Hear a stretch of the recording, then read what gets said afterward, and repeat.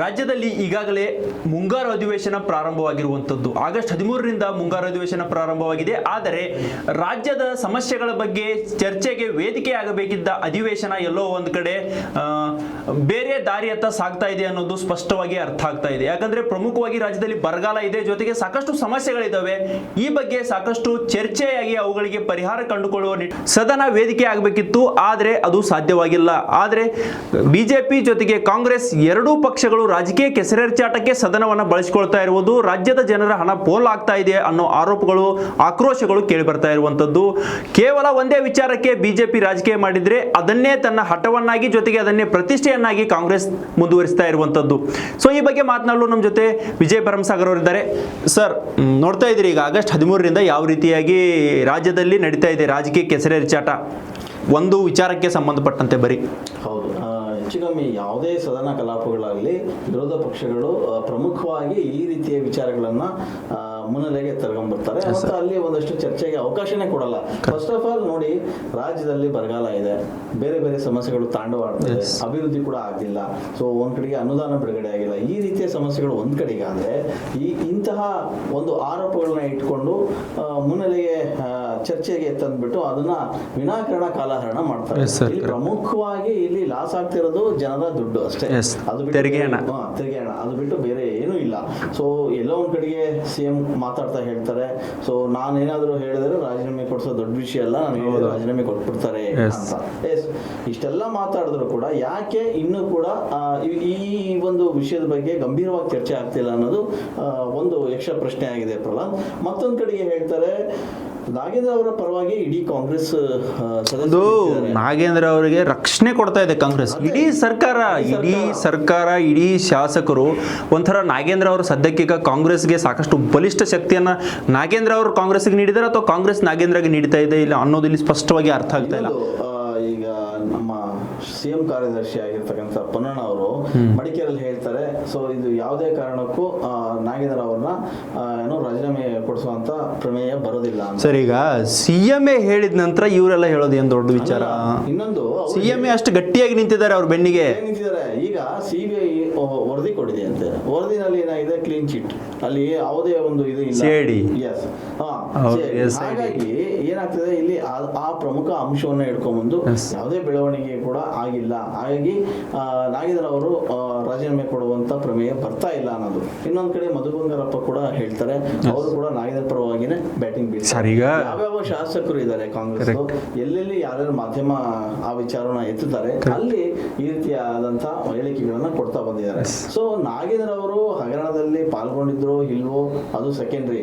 ಆರೋಪ ಬಂದಾದ್ಮೇಲೆ ಅವ್ರು ಜೈಲಿಗೆ ಹೋದ್ವು ಅಂದ್ಮೇಲೆ ತಪ್ಪೇ ತಾನೆ, ಜೈಲಿಗೆ ಹೋದ್ಮೇಲೆ ತಪ್ಪು ಮಾಡಿದ್ದಾರೆ. ಈಗ ಇದ್ರಲ್ಲಿ ಆಡ್ ಮಾಡ್ತೀನಿ ಸರ್. ಈಗ ಬಿಜೆಪಿ ಅವರು ಏನ್ ಹೇಳ್ತಾ ಇರೋದು ಸದ್ಯಕ್ಕೆ ಸ್ಟ್ಯಾಂಡ್ ಅಂದ್ರೆ, ಸಿದ್ದರಾಮಯ್ಯನವರ ಸಂಪುಟದಲ್ಲಿ ನಾಗೇಂದ್ರ ಸಚಿವರಾಗಿದ್ರು, ಅದೇ ಸಂದರ್ಭದಲ್ಲಿ ಇದೊಂದು ಹಗರಣ ಆಯ್ತು. ಹಗರಣ ಆದ ಬಳಿಕ ಸಿದ್ದರಾಮಯ್ಯನವರೇ ಒಪ್ಕೊಂಡಿದ್ದಾರೆ 87 ಕೋಟಿ ಹಗರಣ ಆಗಿದೆ ಅಂತ.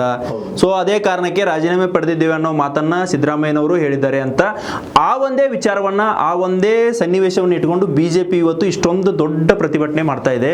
ಬಟ್ ಪ್ರತಿಭಟನೆಗೆ ಯಾವ ರೀತಿಯಾಗಿ ಸ್ಪಂದನೆ ಸಿಗ್ತಾ ಇದೆ ಅರ್ಥ ಆಗ್ತಾ ಇಲ್ಲ. ಕಪ್ಪು ಪಟ್ಟೆ ಧರಿಸ್ತಾರೆ, ಸದನದ ಒಳಗೂ ಪ್ರತಿಭಟನೆ ಮಾಡ್ತಾರೆ, ಹೊರಗೂ ಪ್ರತಿಭಟನೆ ಮಾಡ್ತಾರೆ.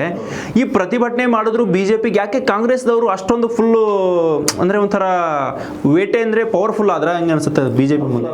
ನೋಡಿ, ಇಲ್ಲಿ ಸಿದ್ದರಾಮಯ್ಯ ಅವರು ಹೇಳದಂತೆ ಹಗರಣ ಆಗಿದ್ದ ನಿಜ ಅಂತ ಒಪ್ಕೊಂಡಿದ್ರು. ಸೊ ಆ ಸಮಯದಲ್ಲಿ ಇವರು ಜೈಲು ಕೂಡ ಹೋದ್ರು, ಆಯ್ತಾ. ಆಗ ಆ ಸಂದರ್ಭದಲ್ಲಿ ರಾಜೀನಾಮೆ ಕೂಡ ಕೊಟ್ಟಿದ್ರು. ಆದರೆ ಇದೇನಾಗಿದ್ರೆ ಅವರು ಮಾಧ್ಯಮ ಮುಂದೆ ಬರ್ತಾರೆ, ಮಾಧ್ಯಮ ಮುಂದೆ ಹೇಳಿಕೆ ಕೊಡ್ತಾರೆ, ನನ್ನ ಖಾತೆಗೆ ₹1 ಕೂಡ ಬಂದಿಲ್ಲ. ಹಾಗಾದ್ರೆ ಹಣ ಎಲ್ಲೋಯ್ತು? ಈಗಲಾದ್ರೂ ಅದೇ ಸ್ಟ್ಯಾಂಡ್ ಇದ್ದಾರೆ ಸರ್ ಅವರು, ಹಣ ಎಲ್ಲೋಯ್ತು ಅಂತ. ಈಗ ಅದರಲ್ಲಿ ಹಣ ಇಲ್ಲ, ಹಗರಣ ಆಗಿದೆ ನಿಜ, ಒಂದಷ್ಟು ಕೋಟಿ ದುಡ್ಡು ಹೋಗಿದೆ. ಆದ್ರೆ ದುಡ್ಡು ಯಾರು ಜೇಬಿಗೆ ಹೋಗಿ ಸೇರ್ ನನ್ನ ಗಮನಕ್ಕೆ ಇಲ್ಲ. ಇದು ಬಂದಿರೋ ಪ್ರಶ್ನೆ. ಇವ್ರು ನೋಡಿದ್ರೆ ಬಿಜೆಪಿನವರು ರಾಹುಲ್ ಜೇಬಿಗೆ ಹೋಗಿ ಸೇರ್ಕೊಂಡಿದೆ, ಡೆಲ್ಲಿಗೆ ಹೋಗಿದೆ, ತೆಲಂಗಾಣ ಎಲೆಕ್ಷನ್ ಹೋಗಿದೆ, ಬಳ್ಳಾರಿ ಎಲೆಕ್ಷನ್, ಲೋಕಸಭಾ ಎಲೆಕ್ಷನ್ ಹೋಗಿದೆ ಅನ್ನೋ ಆರೋಪಗಳನ್ನ ಮಾಡ್ತಾ ಇದ್ದಾರೆ. ನಾ ಹೇಳೋದು ಇಷ್ಟ. ಈಗ ಆಯ್ತು, ಈ ನಾಗೇಂದ್ರ ಅವರು ತುಂಬಾ ಕ್ಲಿಯರ್ ಆಗಿದ್ದಾರೆ, ನನ್ನ ಜೇಬಿಗೆ ಅಥವಾ ನನ್ನ ಖಾತೆಗೆ ₹1 ಬಂದಿಲ್ಲ ಅನ್ನೋದಾದ್ರೆ, ನೀವು ಸಚಿವರಾದಂತ ಕಾಲದಲ್ಲಿ ನೀವೇ ನಿಮ್ಮ ನಿಗಮ ಮಂಡಳಿಯಲ್ಲೇ ಇರ್ತಕ್ಕಂಥ ನೀವೇ ತಾನೆ ಅಧಿಕಾರ ವಹಿಸಿದ್ದು. ಹಾಗಾದ್ರೆ ಆ ದುಡ್ಡು ಎಲ್ಲೋಯ್ತು ಅಂತ ನಿಮಗೆ ಗೊತ್ತಿಲ್ವಾ? ಅದೇನೇ ಹೇಳ್ತಾ ಇದಾರಲ್ಲ ಸರ್, ನನಗೆ ಗೊತ್ತಿಲ್ಲ, ನನ್ನ ಗಮನಕ್ಕಿಲ್ದೇನೆ ಈ ರೀತಿಯಾಗಿದೆ. ಗಮನಕ್ಕೆ ಬಂದ ತಕ್ಷಣ ನಾನು ರಿಕವರಿ ಮಾಡ್ತಾ ಇದ್ದೀನಿ, ಆಲ್ರೆಡಿ ರಿಕವರಿ ಮಾಡಿದ್ದೀನಿ. ಓಕೆ. ಸೊ ಸೊ ಈಗ ಸದ್ಯಕ್ಕೆ ಬಿಜೆಪಿಯವರಿಗೆ ಒಂದು ರೀತಿಯ ಏನೋ ನುಂಗ್ಲಾರ್ದ ತುತ್ತು, ಈಗ ಅವರು ಬಿಡಲ್ಲ ಇವರು ಕೊಡಲ್ಲ ಅನ್ನೋ ರೀತಿ. ಈಗ ಒಂದ್ ಸರಿ ಇಲ್ಲಿ ಕ್ಲಾರಿಟಿ, ಡಿ ಕೆ ಶಿವಕುಮಾರ್ ಅವರು ಒಂದು ಆಲ್ರೆಡಿ ಹಠ ತೊಟ್ಬಿಟ್ಟಿದ್ದಾರೆ. ಹಠ ತೊಟ್ಟೆ ಈಗ ಮತ್ತೆ ನಾಗೇಂದ್ರ ಅವ್ರಿಗೆ ಪ್ರಮೋಷನ್ ಕೊಟ್ಟಿದ್ದಾರೆ, ಕಲ್ಯಾಣ ಕರ್ನಾಟಕ ಅಭಿವೃದ್ಧಿ ಮಂಡಳಿಯ ಅಧ್ಯಕ್ಷರನ್ನಾಗಿ ನೇಮಕ ಮಾಡಿಬಿಟ್ಟಿದ್ದಾರೆ. ಇಷ್ಟು ಪ್ರತಿಭಟನೆ, ಇಷ್ಟು ವಿರೋಧ, ಇಷ್ಟು ಆಕ್ರೋಶಗಳ ನಡುವೆ ಕೂಡ ನಾಗೇಂದ್ರ ಅವರಿಗೆ ಮತ್ತೆ ಪ್ರಮೋಷನ್ ಕೊಡ್ತಾರೆ ಅಂದ್ರೆ ನಾಗೇಂದ್ರ ಎಷ್ಟು ಇಂಪಾರ್ಟೆಂಟು, ಜೊತೆಗೆ ಎಷ್ಟು ಪವರ್ಫುಲ್ ಆಗಿ ಹೊರಹೊಮ್ಮಿದ್ದಾರೆ ಅನ್ನೋದು ಇಲ್ಲಿ ಸ್ಪಷ್ಟವಾಗಿ ಅರ್ಥ ಆಗುತ್ತೆ. ಬಹುಶಃ ಇನ್ನೊಂದು ಸೂಕ್ಷ್ಮವಾಗಿ ಇಲ್ಲಿ ಗಮನಿಸಬೇಕು ಅಲ್ಲ, ಅದೇನಂತಂದ್ರೆ ನಾಗೇಂದ್ರ ಅವರಿಗೆ ಆ ಕ್ಷಣದಲ್ಲಿ ಒಂದು ಮಾತನ್ನ ಕೊಟ್ಟಿರ್ತಾರೆ ನಾಯಕರುಗಳು. ಇದು ಒಂದು ಸ್ಟೋರಿ ಅಂತ ಅನ್ಕೊಳ್ಳಿ, ಆಯ್ತಾ, ಸ್ಕ್ರೀನ್ ಪ್ಲೇ ಅನ್ಕೊಂಬಿಡಿ.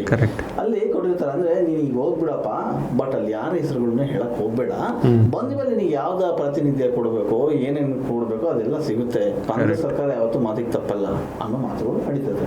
ಈ ಸ್ಕ್ರೀನ್ ಪ್ಲೇ ಒಳಗಡೆ ಒಂದಿಷ್ಟು ಆಟಗಳು ನಡೀತವೆ. ಅವ್ರು ಹೋಗ್ತಾರೆ, ಮತ್ತೆ ಬರ್ತಾರೆ, ಮತ್ತೆ ಏನ್ ಸಂಪುಟ ರಚನೆ ಆಗುತ್ತೆ, ಸಂಪುಟ ರಚನೆ ಆದಾಗ ಹೇಳಿದ ಮಾತಿನಂತೆ ಅವರು ಮತ್ತೆ ಸಂಪುಟವನ್ನು ಸೇರ್ಕೊಡ್ತಾರೆ. ಇದು ಇಷ್ಟು ಈ ಚಿತ್ರಣವನ್ನ ಬಿಜೆಪಿಗೆ ಎತ್ತಿಡಿದಿರೋದು. ಬಟ್ ಇದು ಬಿಜೆಪಿ ಹೇಳ್ತಾ ಇರೋ ಪ್ರಕಾರ ಇದು ನಾಟ್ ಎಕ್ಸಾಕ್ಟ್ ಅಂತ ಹೇಳ್ಬೋದಲ್ಲ ಸರ್ ನಾವು ಇದನ್ನ ನಾವು ಎಕ್ಸಾಕ್ಟ್ ಅಂತ ಹೇಳಕ್, ಬಟ್ ಇರಬಹುದು ಒಂದ್ ರೀತಿ ಒಂದು ಆರೋಪ. ಅದೇ ಈಗ ಬಿಜೆಪಿ ಅವರು ಹೇಳ್ತಾರೆ, ಈಗ ಜೀಪ್ ಹಗರಣದಿಂದ ವಾಲ್ಮೀಕಿ ಹಗರಣದವರೆಗೂ ಕಾಂಗ್ರೆಸ್ ಲೂಟಿನೇ ಮಾಡ್ತಾ ಬರ್ತಾ ಇದೆ, ಹಗರಣನೇ ಮಾಡ್ತಾ ಬರ್ತಾ ಇದೆ ಅಂತ. ಸೊ ಈ ರೀತಿಯಾಗಿ ಆರೋಪ ಮಾಡ್ತಾ ಇದ್ರು ಸರ್. ಒಂದ್ ಇಲ್ಲಿ ಅರ್ಥ ಆಗಬೇಕಾಗಿದ್ರು ಸರ್, ಈಗ ಆಗಸ್ಟ್ 13ರಿಂದ ಇವತ್ತು ಒಂದು 4 ರಿಂದ 5-6 ದಿನ ಅನ್ಸುತ್ತೆ ಬರೀ ಕಾಲಹರಣ ಆಯ್ತು. ಅಲ್ಲಿ ಸಾಕಷ್ಟು ಈಗ ಬರ ತಾಂಡವವಾಡ್ತಾ ಇದೆ, ಜೊತೆಗೆ ನೀರಿನ ಸಮಸ್ಯೆಗಳು, ಬೇರೆ ಬೇರೆ ಸಮಸ್ಯೆಗಳಿದಾವೆ.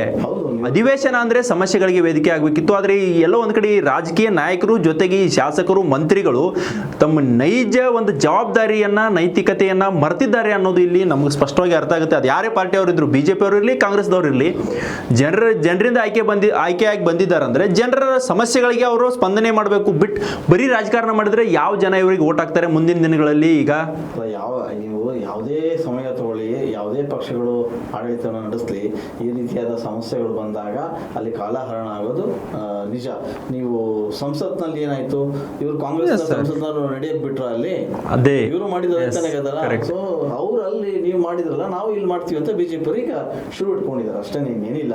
ವಾಸ್ತವ ಇಷ್ಟೇ, ಇಲ್ಲಿ ಯಾರು ತಪ್ಪು ಯಾರು ಸರಿ ಅನ್ನೋಕ್ಕಿಂತ ಮೊದಲಾಗಿ ಆ ವ್ಯಕ್ತಿ ಮೇಲೆ ಆರೋಪ ಬಂದಿತ್ತು, ಕಳಂಕಿತ ಆ ವ್ಯಕ್ತಿಯನ್ನ ಹೊರಗೆ ಹಾಕಬೇಕು. ಅಲ್ಲಿವರೆಗೂ ನಾವು ಏನು ಸದನದಲ್ಲಿ ಸದನ ನಡೆಯೋದ ಜೊತೆಗೆ ಚರ್ಚೆಗೂ ಅವಕಾಶ ಕೊಡಲ್ಲ. ಅವ್ರು ಹೇಳ್ತಾರೆ ನಾಗೇಂದ್ರನ್ ತೆಗಿರಿ, ಬೇರೆಯವ್ರನ್ನ ಅದೇ ಸಮುದಾಯದವ್ರನ್ನ ಮಂತ್ರಿ ಮಾಡಿ, ಸದ್ಯಕ್ಕೆ ನಾಗೇಂದ್ರನ್ ಕೈ ಬಿಡಿ ಅನ್ನೋದು ಬಿಜೆಪಿ ಅವರು ಒಂದು ವಾದ.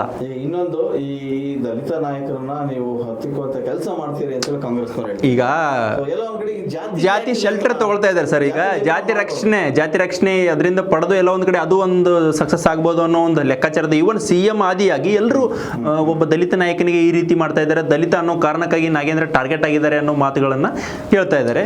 ಏನ್ ಗೊತ್ತಾ, ಒಂದು ಪಕ್ಕದ ರಾಜಕಾರಣವನ್ನ ಸೂಕ್ಷ್ಮ ಗಮನಿಸಬೇಕು. ಅಲ್ಲಿ ವಿಜಯ್ ಒಬ್ಬ ಏನು ಜಿಲ್ಲೆಯ ಅಧ್ಯಕ್ಷ ಒಬ್ಬ ಒಂದು ಸಣ್ಣ ತಪ್ಪನ್ನು ಮಾಡ್ತಾನೆ. ಏನ್ ಹೇಳಿ, ಅದೇ ಯಾವುದೋ ಒಂದು ಲಂಚ ಪಡಿತಾನೆ, 1,30,30,000 ರೂಪಾಯಿ. ಅದು ಒಂದು ಸಣ್ಣ ವಿಡಿಯೋ ಬಂದ ತಕ್ಷಣ ಅವ್ನು ಇಮಿಡಿಯೇಟ್ಲಿ ಕಿತ್ತೋಗಿದ್ದಾರೆ. ಸೊ ಇಲ್ಲಿ ಇಷ್ಟು ದೊಡ್ಡ ಕೋಟಿ ಹಗರಣ ಆದ್ರೂ ಕೂಡ, ಆರೋಪಗಳು ಕೇಳು ಬಂದಿದ್ರು ಕೂಡ ಅವರ ಪರ ವಹಿಸ್ಕೊಂಡು ಮಾತಾಡೋದಿದೆಯಲ್ಲ, ಇದೆಲ್ಲೋ ಒಂದ್ ಕಡೆಗೆ ರಾಜ್ಯದ ಜನರು ಎಲ್ಲರೂ ಒಂದು ತಪ್ಪು ಸಂದೇಶ, ಒಂದು ರೀತಿಯಾಗಿ ಸರ್ಕಾರದ ಬಗ್ಗೆ ಜೊತೆಗೆ ಕಾಂಗ್ರೆಸ್ ಪಕ್ಷದ ಬಗ್ಗೆ ತಪ್ಪು ಸಂದೇಶ.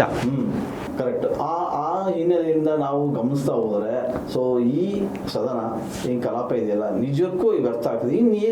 ಇನ್ನೊಂದು 5-6 ದಿನ ಇದೆ. ಇನ್ನು 5-6 ದಿನದಲ್ಲೂ ಕೂಡ ಹೀಗೇನೆ ಆರೋಪಗಳು ಮಾಡ್ಕೊಂತ ಹೋದ್ರೆ ಈ ಅಧಿವೇಶನಕ್ಕೆ ಎಲ್ಲ ಬರೀ ಅಧಿವೇಶನ ಗೊಂದಲದ ಗೂಡು, ಆಕ್ರೋಶ, ಆರೋಪ, ಪ್ರತಿಭಟನೆ ಇದಕ್ಕಷ್ಟೇ ಸೀಮಿತವಾಗುತ್ತೆ. ಯಾವ ಆರೋಗ್ಯಕರ ಚರ್ಚೆ ಆಗಬೇಕಿತ್ತು, ಜನೋಪಯೋಗಿ ಚರ್ಚೆ ಆಗಬೇಕಿತ್ತು, ಅವೆಲ್ಲವೂ ಸಹ ಮಣ್ಣು ಪಾಲಾದವು ಅನ್ನೋದು ನೆಕ್ಸ್ಟ್ ನಾವು ಇತಿಹಾಸದ ವಿಚಾರದಲ್ಲಿ ನೋಡ್ಬೇಕಾದ್ರೆ, ಅಂದ್ರೆ DK ಶಿವಕುಮಾರ್ ಮುಖ್ಯಮಂತ್ರಿ ಆದರೂ ಮೊದಲ ಅಧಿವೇಶನದಲ್ಲಿ ಯಾವುದೇ ಚರ್ಚೆ ಆಗಲಿಲ್ಲ, ಬರೀ ಕಾಲಹರಣ ಮಾಡಿದ್ರು, ರಾಜಕಾರಣ ಮಾಡಿದ್ರು ಅನ್ನೋದು ಇಷ್ಟೇ ಉಳಿಯುತ್ತೆ.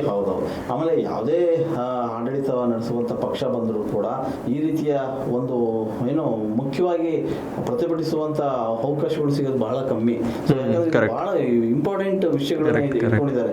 ಇದನ್ನ ಬಿಟ್ಟುಬಿಟ್ರೆ ನಾವು ಫೇಲ್ಯೂರ್ ಆಗ್ಬಿಡ್ತೀವಲ್ಲ ವಿರೋಧ ಪಕ್ಷದವರಿಗೆ. ಹಾಗಾಗಿ ಈಗ ಸರಿ, ವಿರೋಧ ಪಕ್ಷದವರಿಗೆ ಈಗ ರಾಜೀನಾಮೆ ಪಡೆಯಲೇಬೇಕು. ರಾಜೀನಾಮೆ ಪಡೆದ್ರೆ ಎಲ್ಲ ಒಂದ್ ಕಡೆ ನಮ್ಮ ಹೋರಾಟಕ್ಕೆ ಮಣಿತು ಸರ್ಕಾರ ಅನ್ನೋದು ಅವ್ರಿಗೊಂದು ಸ್ವಲ್ಪ ಅವ್ರಿಗೆ ಕ್ರೆಡಿಟ್ ಸಿಕ್ಕಂಗಾಗುತ್ತೆ ಅನ್ನೋದು ಅವ್ರದ್ದು ಲೆಕ್ಕ. ಬಟ್ ನಾವು ಇವ್ರ ಮಾತಿಗೆ ಕೇಳಿ ನಾವು ನಾಗೇಂದ್ರನ ತೆಗೆದು ಹೋಗಿದ್ರೆ ನಾವು ಸೋತ್ವಿ ಅನ್ನೋದು ಲೆಕ್ಕ. ಸೊ ಇಲ್ಲಿ ಹಠ ನಡೆದಿದೆ, ಜಿದ್ದಿ ಇದೆ. ಬಟ್ ಈ ಜಿದ್ದಿ ಒಳಗೆ ರಾಜ್ಯದ ಜನರು ಬಲಿಯಾಗ್ತಾ ಇರುವಂಥದ್ದು, ಸಮಸ್ಯೆಗಳಿಗೆ ಪರಿಹಾರ ಸಿಗ್ತಾ ಇಲ್ಲ, ಬರೀ ರಾಜಕಾರಣ ನಡೀತಾ ಇದೆ. ಇದೇ ಕಾರಣಕ್ಕಾಗಿ ಅಧಿವೇಶನ ಮಾಡಿದ್ರು ವೇಸ್ಟ್ ಅನ್ನೋ ಮನಸ್ಥಿತಿ ಜನರಲ್ಲಿ ಸದ್ಯಕ್ಕೆ ನಿಂತು ಬಿಟ್ಟದಾಗಿದೆ. ಕರೆಕ್ಟ್. ಅದೇನೇ ಇದ್ರು ಕೂಡ ನಾಗೇಂದ್ರ ಅವರ ಈ ರಾಜೀನಾಮೆಯ ಪ್ರಸ್ತಾಪ ಏನಿದೆ, ಸೊ ಇದ್ರಾಗ ಯಾರಾದ್ರೂ ಒಬ್ಬರು ಸೋಲ್ಲೇಬೇಕು. ಇಬ್ರು ನಾವು ಸೋಲಲ್ಲ ಅಂತಂದ್ರೆ ಸೊ ರಾಜ್ಯದ ಬೊಕ್ಕಸ್ಗೆ ಕೂಡ ಹೊಡ್ತಾ ಬೀಳುತ್ತೆ. ಕಾರಣ ಇಷ್ಟೇ, ಸೊ ಇದುವರೆಗೂ ಕೂಡ ಬರಪೀಡಿತ ಪ್ರದೇಶಗಳಲ್ಲಿ ಒಂದಷ್ಟು ಜನ ಹೋಗಿದ್ದು ಬಿಟ್ರೆ ಬರಪೀಡಿತ ಪ್ರದೇಶದಲ್ಲಿ ಏನಿಲ್ಲ ಆಗಿದೆ ಅನ್ನೋದು ಯಾರು ಕೂಡ ಹೋಗ್ಲಿಕ್ಕೆ ಹೋಗಿಲ್ಲ. ಸೊ ಮುಂದಿನ ದಿನಗಳಲ್ಲಿ ಅಧಿವೇಶನ ಇನ್ನು ನಡೆಯುವಂತ ಒಂದು 5-6 ದಿನದಲ್ಲಿ ಸೊ ಇದಕ್ಕೊಂದು ಉತ್ತರ ಸಿಗಬೇಕು. ಸಿಗದೆ ಹೋದಲ್ಲಿ ಇದೇ ವಿಚಾರವನ್ನು ಮುಂದಿಟ್ಕೊಂಡು ಮಾತಾಡೋದಾದ್ರೆ ಸೊ ನಿಜಕ್ಕೂ ರಾಜ್ಯದ ಜನರ ದುಡ್ಡು ಇಲ್ಲಿ ವ್ಯರ್ಥ ಆಗ್ತಿದೆ ವಿನಃ ಬೇರೆ ಏನೂ ಇಲ್ಲ. ಸೊ ಮುಂದಿನ ಒಂದು 5-6 ದಿನದಲ್ಲಿ ಇದಕ್ಕೊಂದು ಇತ್ಯರ್ಥ ಹಾಡ್ತಾರೆ ಅನ್ನೋದನ್ನ ಕಾದು ನೋಡಬೇಕಾಗಿದೆ.